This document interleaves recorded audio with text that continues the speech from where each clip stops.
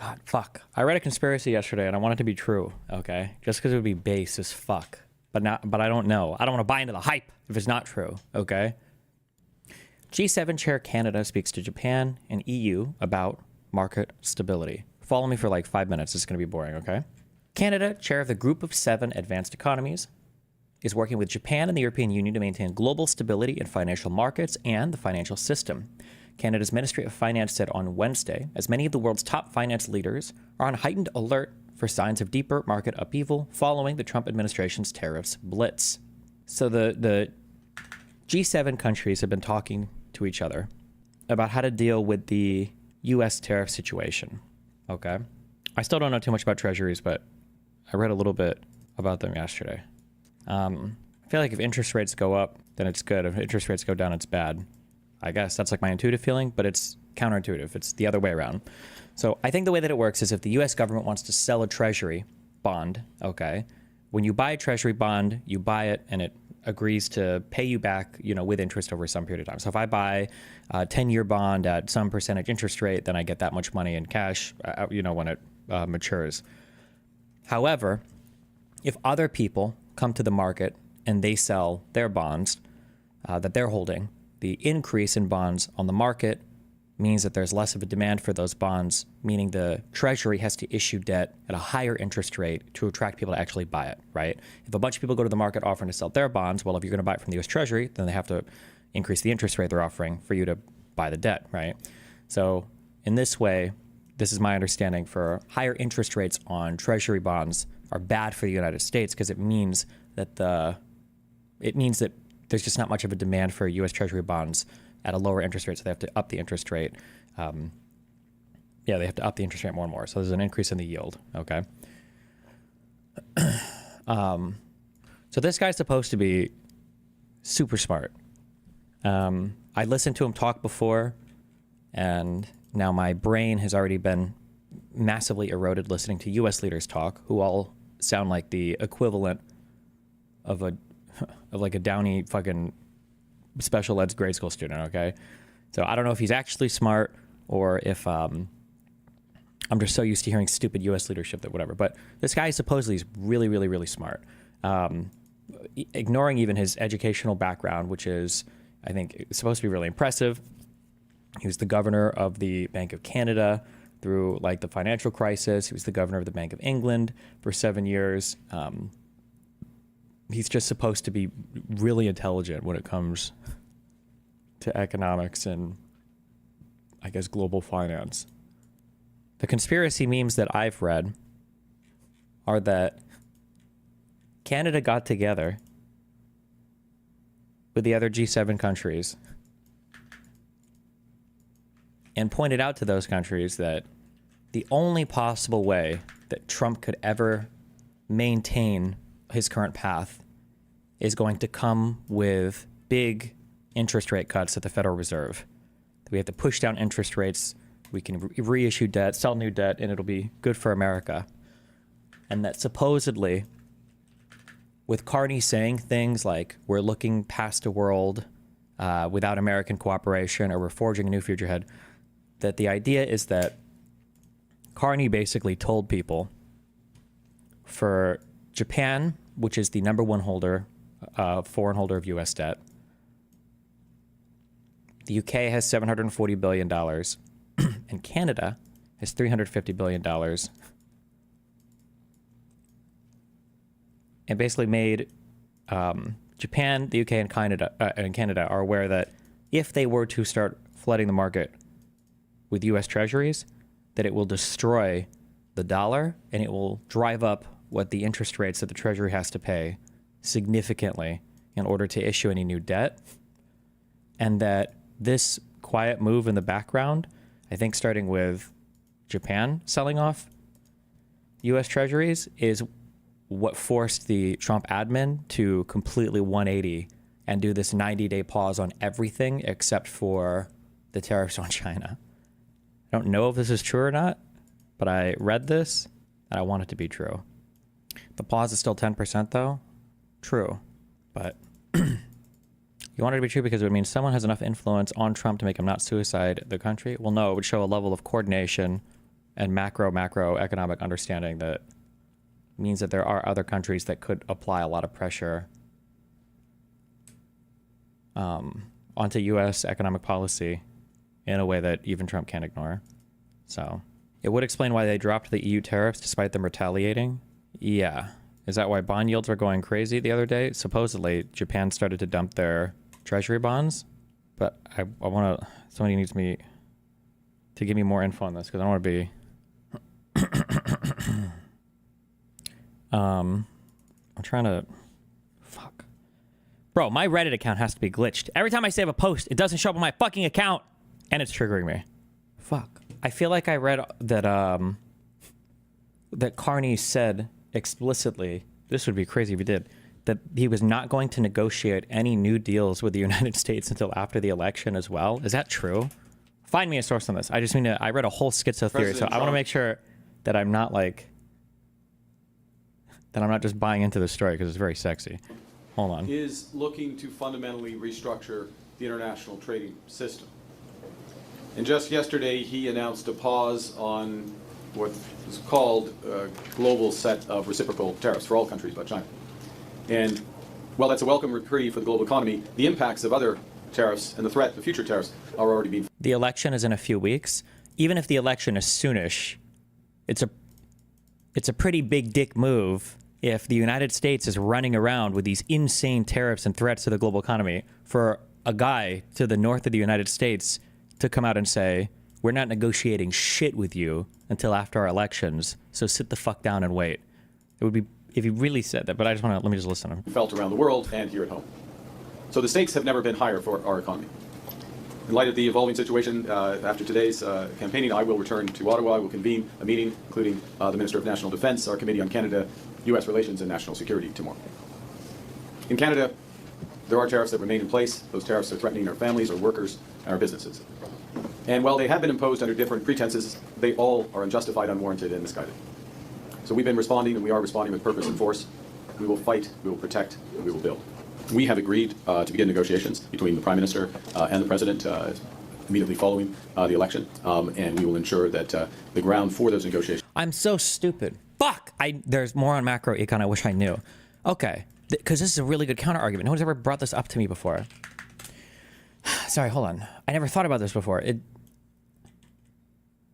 Like, it's an even stronger argument for stuff that I've argued in the past, and I just didn't, because I wasn't aware of the structure, I guess. One of the things that people talk about a lot are the U.S. trade deficit, okay? So, United States, country over here, we buy $600 billion worth of stuff, and we only sell $400 billion worth of stuff, okay?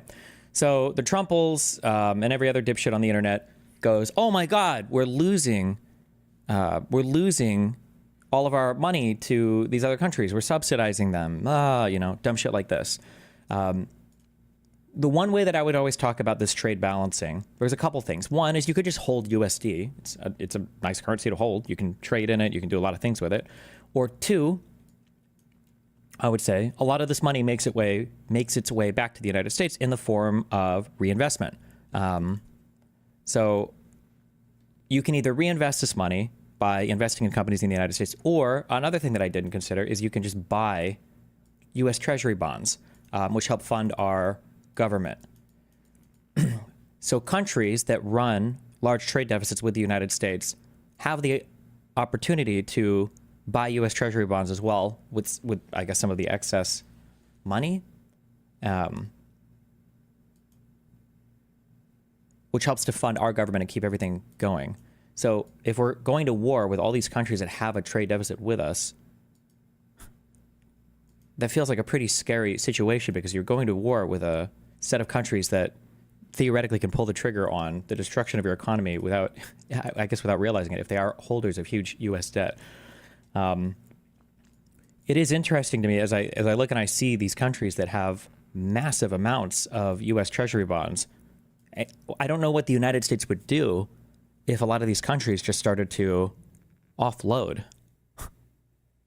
Like if Japan were to seriously, with $1 trillion, I think with $1 trillion of U.S. Treasuries, if Japan were to start unloading these, or China.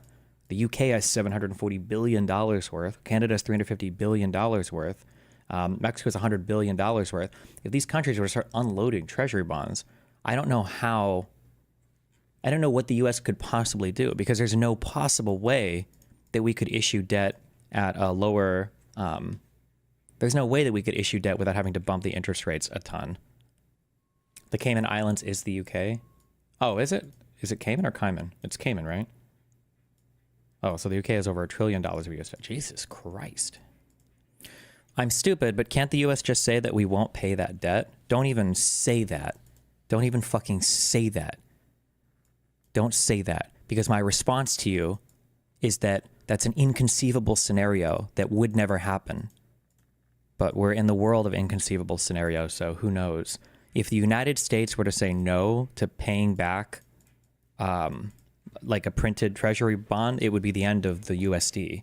I don't even know what that would, but I don't know if the Trump admin could even do that. I don't even know, but we're in an unprecedented world where we have 135% tariffs on China. But that can't. If that would happen, it would just be a catastrophe.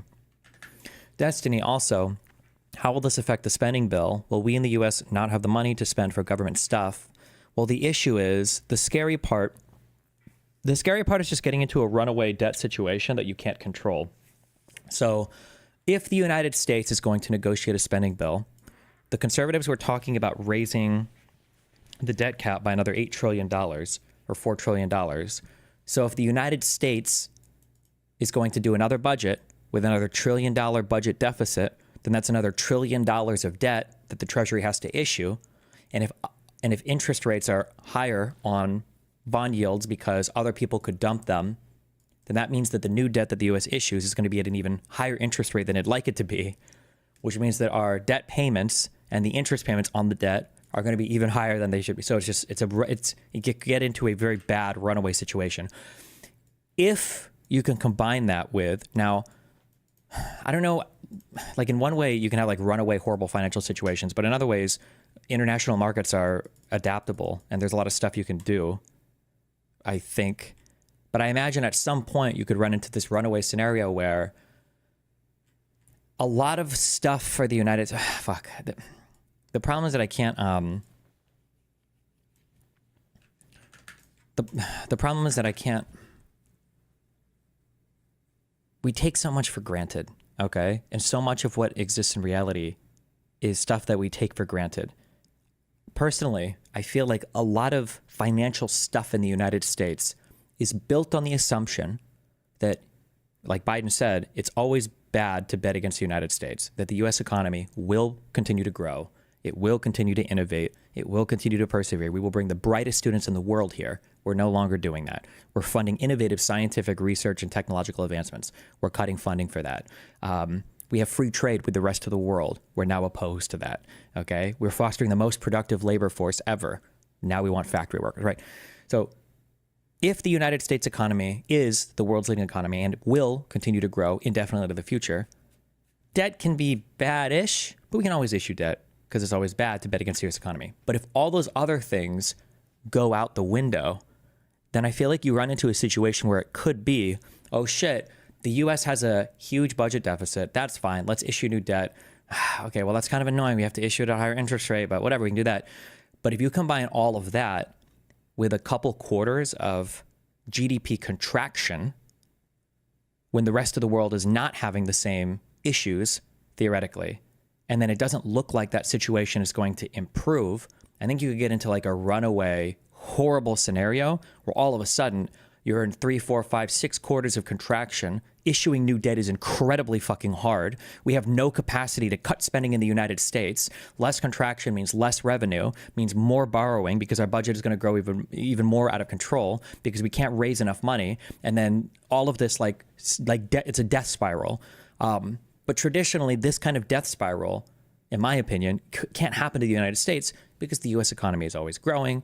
The U.S. can always issue new debt. USD is world's reserve currency, strongest currency in the world, so stable, backed by so much.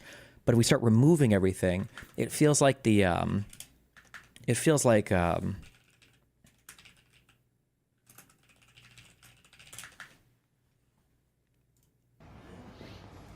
it feels like this. Fuck, who's seen this show?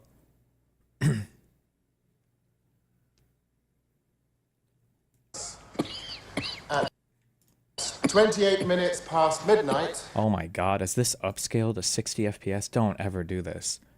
I don't know where this trend started, but please, God, fucking stop. Please stop.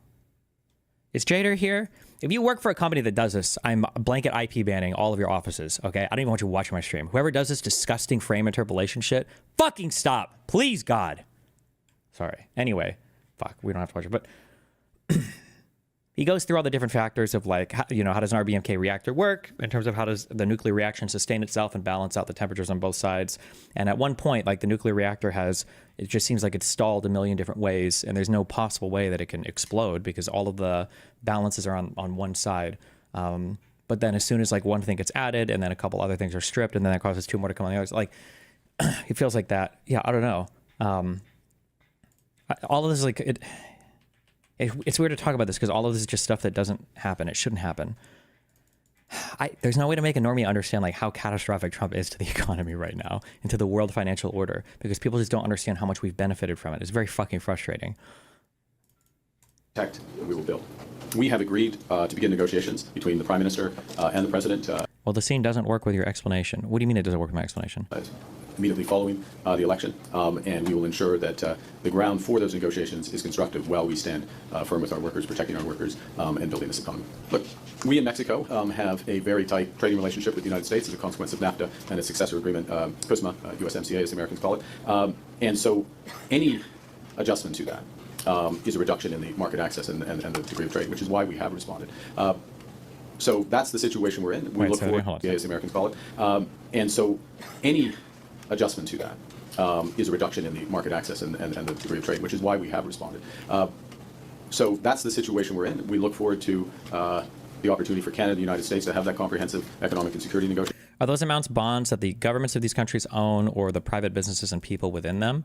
My guess is it's going to be large institutional investment things is my guess. I don't think it'll be the governments proper. I think it's going to be large investment groups in those countries, but they're probably going to roughly follow like what's good or bad for the country just because that's what the financial indicators would dictate, would be my guess. Oh, Metalhead says central banks do own a lot of it, but... I'm working hard every day to represent Canada at those... Okay, apparently it's 50-50 private-public ownership of foreign debt or of debt issued to other countries. Those discussions, and I'll say one last thing, if I may, which is, and I've mentioned this in my remark, the stakes... It seems like a lot of this Trump BS is based off the belief that the U.S. is going to go broke. I find that hard to believe. Is there any truth to it? No! Trump has no understanding of economics or finance. I'm not even fully convinced that he understands personal economics or personal finance, just based on his business history. Trump is not an economist. He doesn't know anything about economics. And when he talks about like the U.S. going broke, it doesn't make any sense. All of it is retarded. And I'm going to stress this, and other people have been saying this, okay? Do you know who Stephanie Kelton is? She's an MMT proponent. No one cares about MMT. I don't care about MMT. Stop asking about MMT. No one cares, okay? It's bullshit. No one cares, all right? Go do financial astrology somewhere else, okay? Nobody cares. All right. Fuck. Okay, wait, what was the question? Oh, the country's not going broke. Even if it was, okay, the issue, and other people have been bringing this up, and it's a good talking point and people need to bring this up. Even if it was the case that the United States is going broke, okay, let's say that you're on Interstate 80 and you're trying to decide which fork in the road you want to go down, or you're on the interstate, you go to, you know, some other interstate. I don't fucking know what I'm saying. You're driving, you want to go either this way or this way. Let's say that you realize, okay, let's say that you're 2 miles down this road, okay, and then you realize, oh shit, we actually should have gone this way. We needed to go this way. We need to take a left and not a right. What the Trump admin is doing is the equivalent of saying, oh, we're going the wrong way. Let's stop and turn around, and driving the car into a fucking brick wall. That's the equivalent of what the Trump admin is doing. Even if you think that the U.S. is on a bad path, or that the U.S. needs to do something to manage its debt, its economy, protect some industries, even if you agreed with every single end goal with the Trump admin, you would not be doing it in this way because it is catastrophic and it's not even getting you to your optimal endpoint. Why doesn't anyone care about MMT? Too novel? Because all MMT did was take current understanding of economics, go onto the internet, and then just say, print infinite money, and it's absolutely fucking based, and we're going to make a whole bunch of new novel statements about economics. Half of the statements aren't novel. They're already incorporated by other forms of, by other basic economic understandings. And then the other half of the claims are fucking retarded that libertarians and other dipshits run on the internet too, and they spam it all day saying that we can issue infinite debt, and LOL, wouldn't that be epic? Nobody cares, okay? Everybody that goes online and talks about MMT has the most retarded shit to say about econ, all right? Stop. Explain quantitative easing, please. No, because I don't understand it. Apparently, quantitative easing has something to do with issuing new currency. I don't know how. I don't understand it exactly. But we started doing it for the first time, I think, in 2007. But I don't fully understand it.